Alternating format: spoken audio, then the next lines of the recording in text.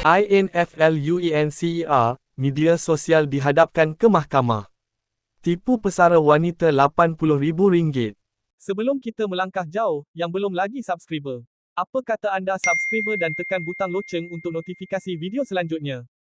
Seorang pempengaruh media sosial mengaku tidak bersalah di Mahkamah Magistrate hari ini atas pertuduhan menipu seorang pesara wanita, membabitkan kerugian RM80,000 dalam satu pelaburan perniagaan tahun lalu.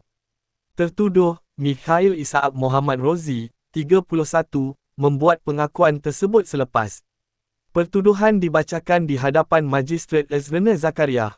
Mengikut pertuduhan, Mikhail Isaak didakwa memperdayakan Tan Meilan, 58, untuk menyerahkan wang tunai sebanyak RM80,000 sebagai modal perniagaan penjualan kosmetik di Bank Muamalat, Presin 15, pada kira-kira jam 3.30 petang, 21 Mei tahun lalu.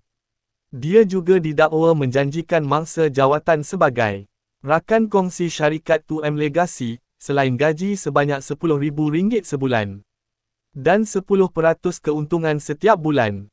Pertuduhan dibuat mengikut Seksyen 420 Kanun Keseksaan yang memperuntukkan hukuman penjara minimum setahun dan maksimum 10 tahun.